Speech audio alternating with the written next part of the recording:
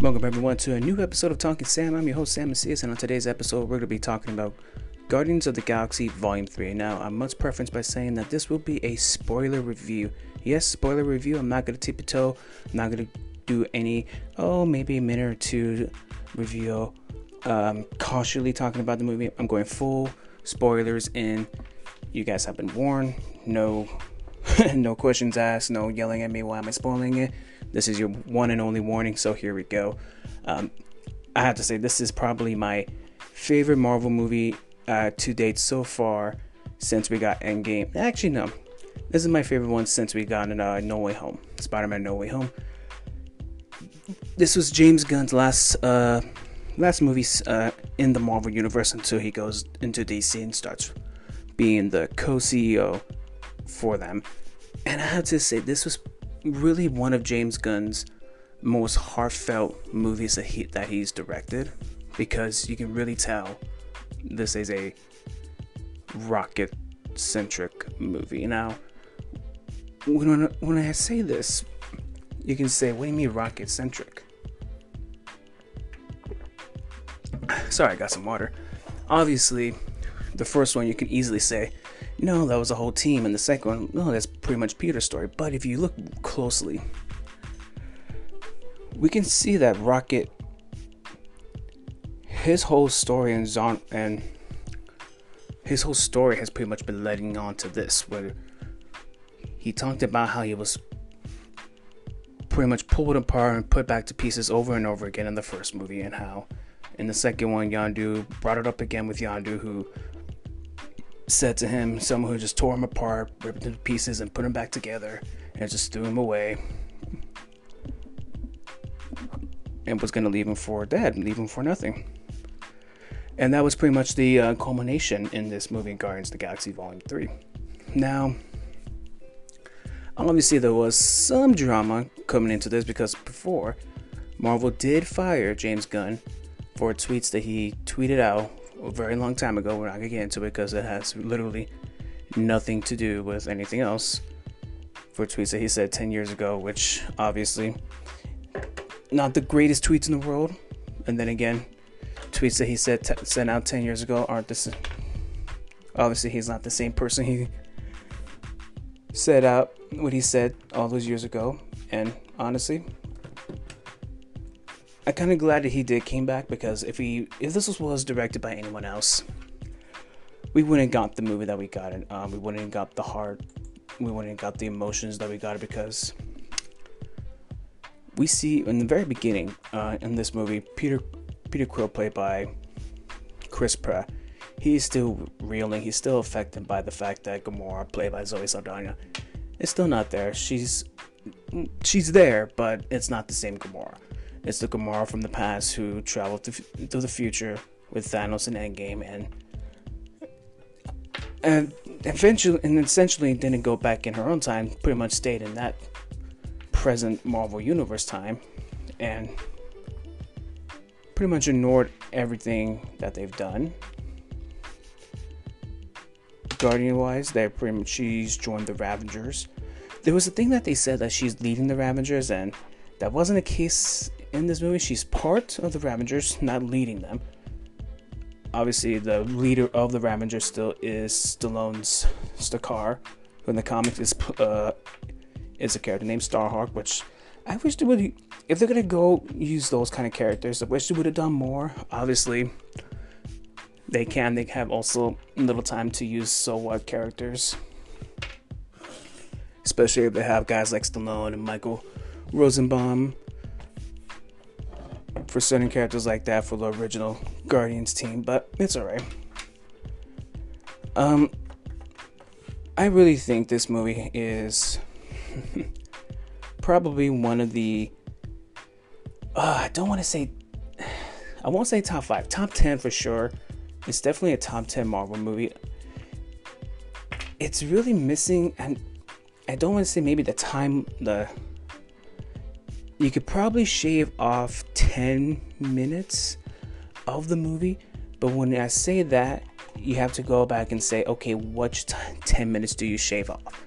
Because it's really hard to take any time away, because each moment each second is pivotal to the story, especially when we get into meeting the higher evolutionary, which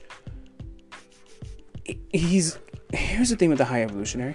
He's not a bad Marvel villain, but he's not a top tier Marvel villain. And what I mean by that is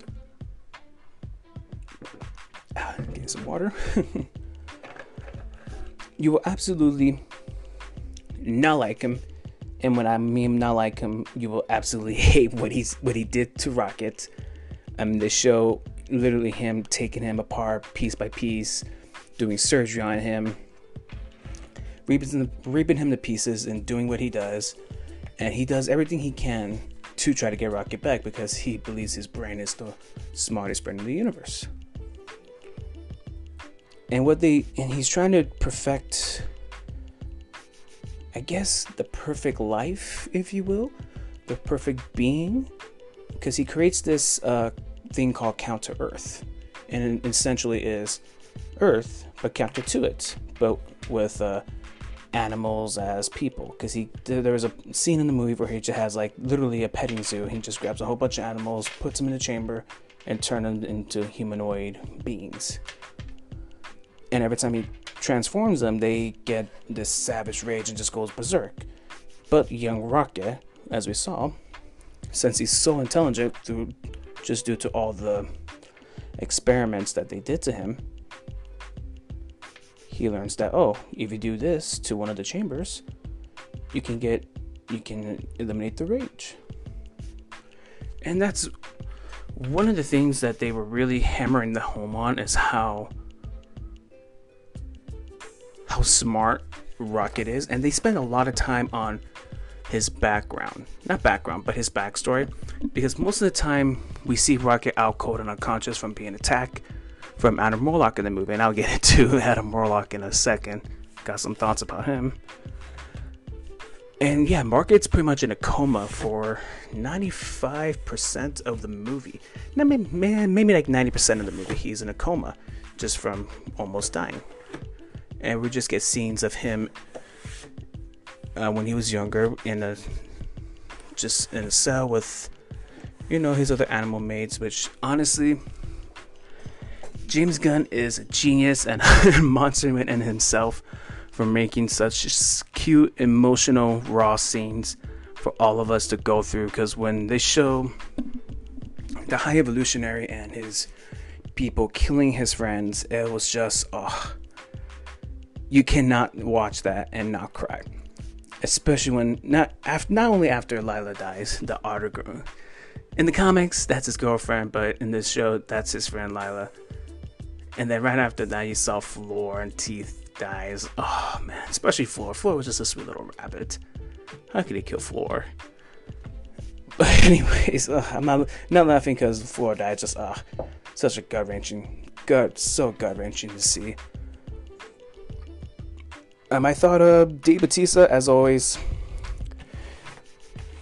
he brings his sense of comedy to Drax the Destroyer, and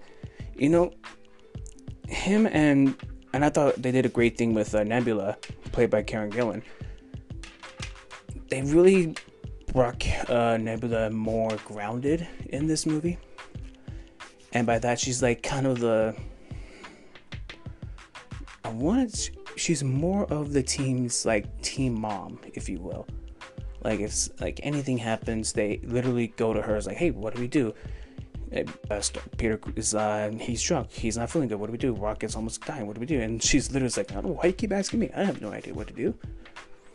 And I just find that it's really interesting where that character has gone from the first Guardians movie. She's literally working for Ronan and Thanos, trying to kill them all, to this one. She's kind of co-leading the team, if you will.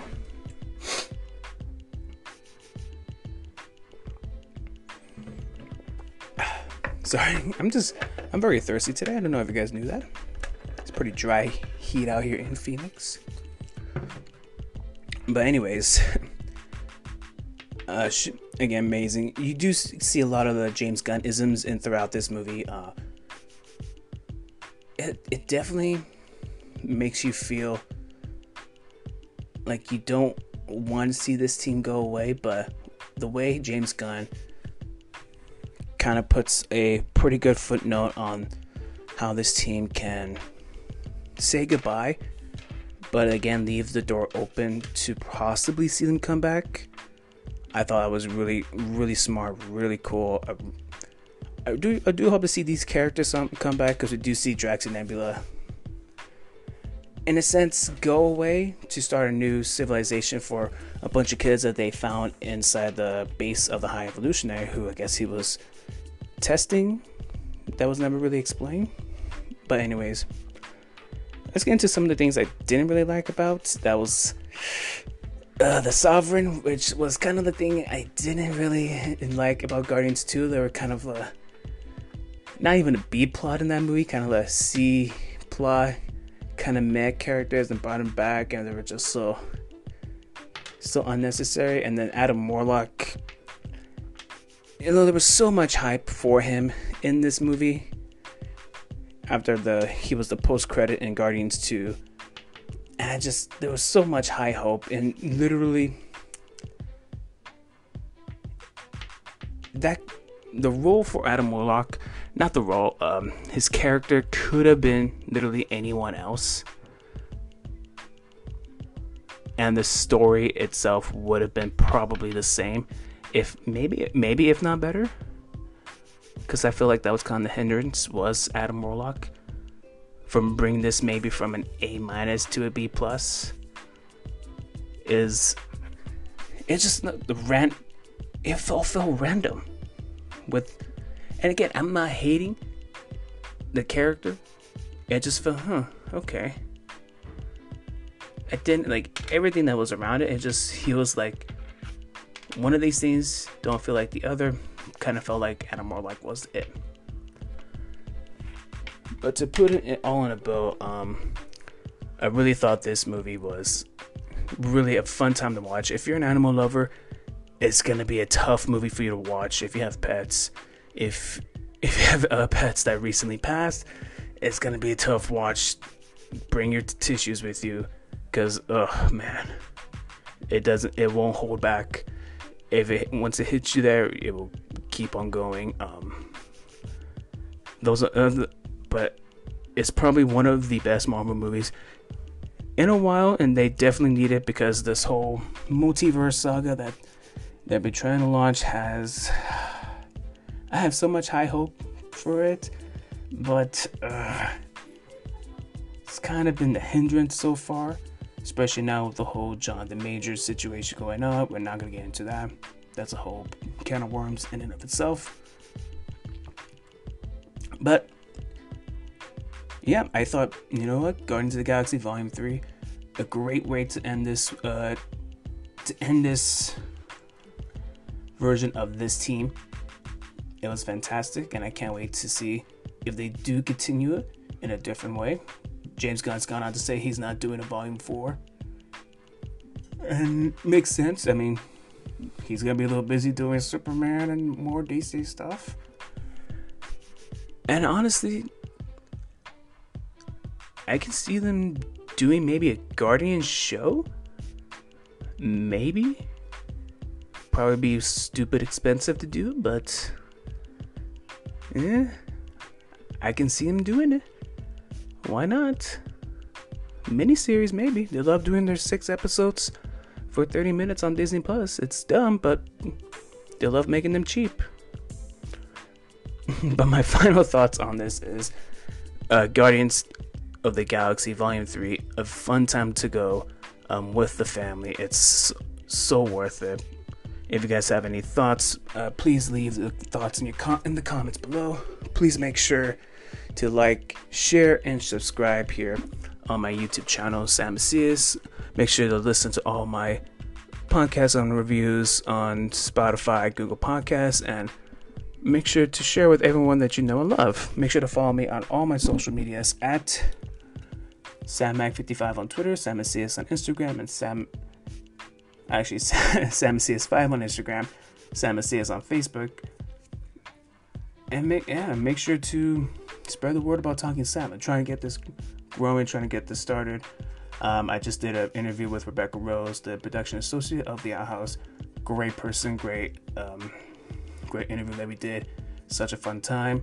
She talks about her time starting off on YouTube and jumping into Disney and working for the Owl House and working on more shows from there. Honestly, if you're someone who is a lover of animation and everything in between, please listen. You're gonna love it and enjoy it. Learn so much about it. And please let me know if there's anyone else out there who'd love to be interviewed. I'd love to interview them. Alright guys, that will do it. Until next time, bye.